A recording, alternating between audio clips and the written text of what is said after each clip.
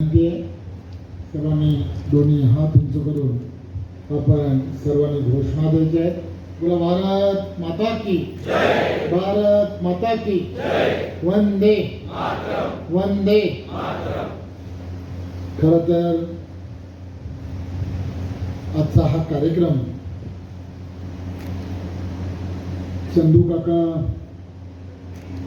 यांच्या जयंतीच्या निमित्ताने माझे मित्र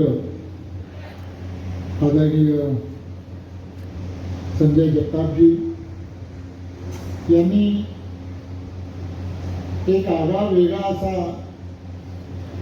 या 5 जिल्ह्यांसाठी एक कार्यक्रम की ज्या कार्यक्रमाच्या माध्यमातून ज्याला स्तुत्य असा उपक्रम म्हटलं तर वावगं ठरणार नाही. आणि एखाद्या उपक्रमाच्या माध्यमातून एक वेगळ्या पद्धतीची नेहमी एक सुरुवात होत असते. मी गेली अनेक वर्ष संजय आणि त्याच्या बरोबर असणाऱ्या प्रत्येक सहकार्याला, मग त्यांचं असणारं मित्रमंडळ असेल, या सर्वांना अनेक वर्षापासून ओळखतो. त्याच्या प्रत्येक कार्यक्रमामध्ये एक नवीन नाविन्यपूर्ण असं काही ना काहीतरी करण्याचा तो सातत्याने प्रयत्न करतो. त्याच्या बरोबरचे असणारे सहकारी सुद्धा त्याच दिशेने हे नेहमी जाण्याचा प्रयत्न करत असतात. खरं तर एक दिशा देण्यासाठी उपक्रमशील असणं हे फार गरजेचं असतं. त्यामुळे या संपूर्ण परिवाराने, मग त्यांचे बंधू असतील किंवा ही सर्व मंडळी, प्रत्येक क्षेत्रामध्ये जे करतायत ते एक माइलस्टोन कसा असावा त्या प्रत्येक क्षेत्रामध्ये अशा पद्धतीचा असणारा आणि असण्याचा प्रयत्न करतायत. त्यामुळे संजय बरोबर बोलत असताना किंवा त्याच्याबरोबर चर्चा करत असताना एक पूर्णच्या पूर्ण की मला पुढे कसं जायचं आहे आणि मला पुढच्या पिढीला काय दिशा द्यायची आहे याचा एक सिलेबस ज्याला म्हणतात. शिक्षक समोर बसलेत, त्यामुळे एक सिलेबस हा गेल्या पिढ्यानपिढ्या चंदू काकांपासून संजय पर्यंत हा सातत्याने त्यांनी राबवण्याचा प्रयत्न केला.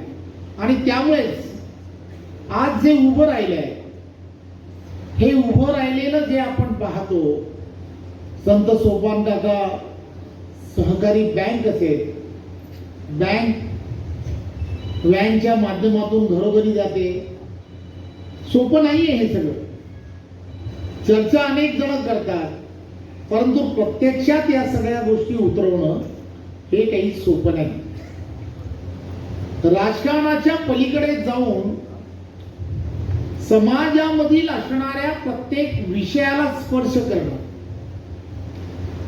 शैक्षणिक क्षेत्र याची असणारी डिपेंडन्सी, सरकारवरती असणारी डिपेंडन्सी आणि मग सरकारमधल्या असणाऱ्या डिपेंडन्सीमुळे या सगळ्या असणाऱ्या संस्था जवळजवळ, मी आता माझ्या अगोदर असणारे प्रत्येक जण सांगत होते की एखादा सरकारी उपक्रम ज्या वेळेला सुरू होतो त्यावेळेला त्या सरकारी उपक्रमामध्ये भाग घेणं, तर ही संस्था यांची संख्या काय असू शकते हे माझ्यासारख्याला राजकारणी म्हणून माहित आहे.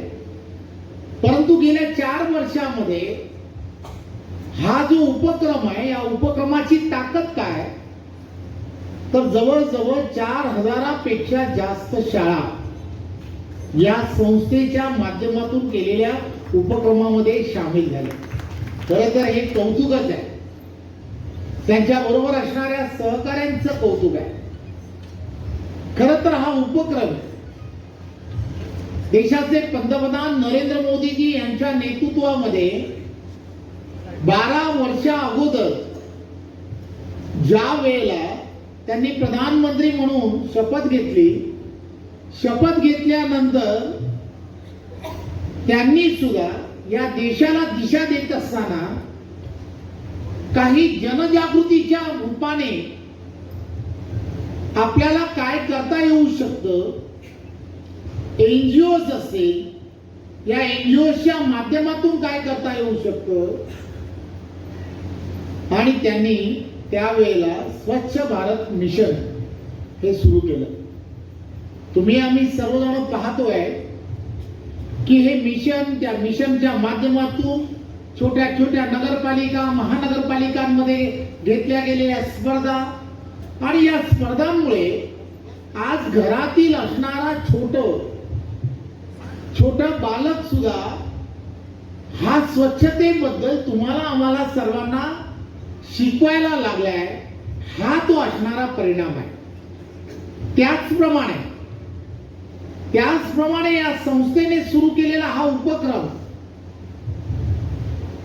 स्वच्छतेच्या बाबतीमध्ये उचललेलं हे पाऊल हे खऱ्या अर्थाने एक दिशा देणारं, महाराष्ट्रातील सर्व शाळांना दिशा देणारं असं हे पाऊल आहे. त्यामुळे मी संजय आणि त्यांच्या बरोबर असणाऱ्या सर्व सहकाऱ्यांचं मनपूर्वक धन्यवाद देतो. आज या कार्यक्रमाच्या निमित्ताने आपल्या सर्वांमध्ये येण्याची संधी मिळाली आहे. आपण सर्वजण शिक्षक म्हणून, संस्था चालक म्हणून आपल्या सर्वांवरती असणारी जबाबदारी ही फार मोठी आहे.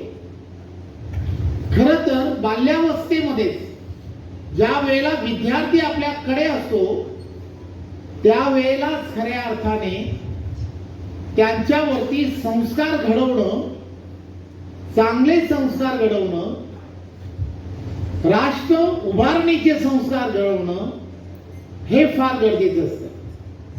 आणि म्हणून तुम्ही आणि आम्ही सर्वांनी देशाचे पंतप्रधान नरेंद्र मोदीजी जो विचार करतायत, 2047 ला विकसित भारत हा तुम्हाला आम्हाला सर्वांना जर बनवायचा असेल, देवेंद्रजींच्या नेतृत्वामध्ये देवेंद्रजी सुद्धा त्याच दिशेने विकसित महाराष्ट्र कसा घडला पाहिजे अशी पावलं उचलताना दिसत आहेत. त्यामध्ये सर्वात मोठी भूमिका की जी पिढी 2047 ला या सगळ्या गोष्टीचे साक्षीदार असणार आहे, ती घडवण्याचं काम हे तुमच्या हातामध्ये आहे. त्यामुळे ते प्रत्येक क्षेत्रामध्ये एक वेगळी दिशा कशी देता येऊ शकते, असे संस्कार या बाल्यावस्थेमध्ये, या विद्यार्थी दशेमध्ये हे करत राहणं, आणि त्या माध्यमातून आपण पाहिलं असेल की या देशाला आपण सर्वजण मिळून परमवैभवाच्या दिशेने घेऊन जाऊ शकतो, हे आपण सर्वांनी लक्षात घेतलं पाहिजे. एक शिक्षक हा गुरुस्थानी हा मानला जातो. त्यामुळे आपल्याला असणार ज्ञान ज्याला म्हणतो, जे ज्ञान आणि त्याचबरोबर संस्कार या दोन्ही गोष्टी एकत्रपणे, ज्याला बाळकडू म्हणतात, हे बाळकडू तुम्ही जसं ताकदीने देऊ शकाल ती देणं खरं तर घरामध्ये आई वडिलांपेक्षा जास्त ही जबाबदारी जर कोणाची असेल तर ती आपली आहे, आणि आपण ती योग्य प्रकारे करतही असाल. परंतु या कार्यक्रमाच्या निमित्ताने देशासमोर असणारे चॅलेंजेस काय, राज्यासमोर असणारे चॅलेंजेस काय, या सगळ्या गोष्टींमध्ये हे चॅलेंजेस आहेत आणि हे आम्हाला दूर करायचे आहे. पॉझिटिव्हली या मुलांमध्ये आपल्याला पॉझिटिव्हली काय पेरता येऊ शकतं ते आपण विचार करायला हवा. जसं सांगितलं गेलं की एक ज्या गावापासून सुरू झालेली शाळा की ज्या शाळेला जाण्यासाठी रस्ता नव्हता, त्या गावात जाण्यासाठी रस्ता नव्हता, परंतु तरी सुद्धा त्या ठिकाणी एक चांगल्या भावनेतून शिक्षण हे वाघिणीचं दूध आहे डॉक्टर बाबासाहेब आंबेडकरांनी म्हटलं खरं, परंतु हा विचार हा पुढे नेण्यासाठी चंदूकाकांसारखी माणसं पुढे आली आणि त्यांनी या गावांमध्ये अशा शाळाची निर्मिती केली आणि या शाळांमधून असे असंख्य चांगले विद्यार्थी, चांगले शिक्षक, डॉक्टर्स, इंजिनियर्स हे तयार झाले. त्याचं कारणच एक आहे की ज्या वेळेला ते रोप लावलं गेलं, ते रोप लावत असताना प्रचंड पॉझिटिव्हली ज्याला म्हणतात की मला कल्पना आहे की हे काम कठीण आहे, परंतु हे काम मला पूर्ण करायचं आहे, या भावनेतून त्यावेळेला त्यांनी त्याचं रोप लावलं. आज त्याचा वटवृक्ष झालाय आणि त्या वटवृक्षाच्या छायेमध्ये तुम्ही आणि आम्ही सर्वजण आज या कार्यक्रमाच्या निमित्ताने या ठिकाणी एकत्र जमलो आहोत. खर तर संजय सारखा एक चांगला लोकप्रतिनिधी की जो आज आमच्या विचाराबरोबर जोडला गेला आहे, हे मी माझ्या पक्षातील आमच्या सहकाऱ्यांबरोबर चर्चा करताना नेहमीच सांगत असतो की एक चांगला कार्यकर्ता आपल्याला पक्षाला मिळाला आणि मी खात्रीने सांगतो, मला कोणीतरी घालून पत्र दिलं, कृषीच्या असणाऱ्या प्रदर्शनाला मला येता आलं नाही. खरं तर प्रत्येक कार्यक्रम आणि प्रत्येक कार्यक्रमाची असणारी शृंखला आणि त्याला उपस्थित राहणं हे किती कठीण आहे हे संजयला सुद्धा माहित आहे. त्यामुळे या सगळ्या प्रकारामध्ये एक गोष्ट की तुम्ही ज्या विश्वासाने आमच्या बरोबर जोडले गेलेले आहात, त्या राष्ट्रीय प्रवाहामध्ये जोडले गेलेले आहात, राष्ट्र उभारणीच्या प्रवाहामध्ये जोडले गेलेले आहात. मी आपणा सर्वांना एवढीच खात्री या कार्यक्रमाच्या निमित्ताने देईन की आम्ही सर्वजण एक विचार घेऊन पुढे जाताना तुम्हाला आम्हाला सर्वांना दिसतात.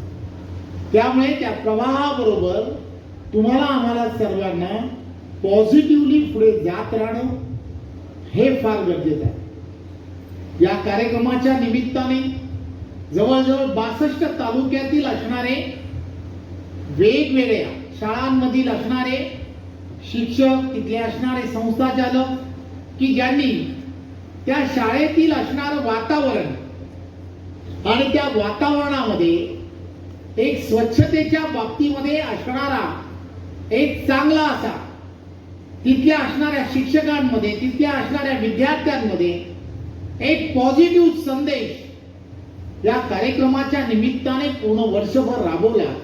त्याबद्दल मी पुन्हा एकदा आपलं आणि आपल्या सर्व या पूर्ण उपक्रमांमध्ये सहभागी झालेल्या सर्व तालुक्यातील असणाऱ्या सर्वांचं मनपूर्वक अभिनंदन करतो. धन्यवाद. जय हिंद, जय महाराष्ट्र. धन्यवाद साहेब. यानंतर याच साहेबांच्या स्वच्छतेची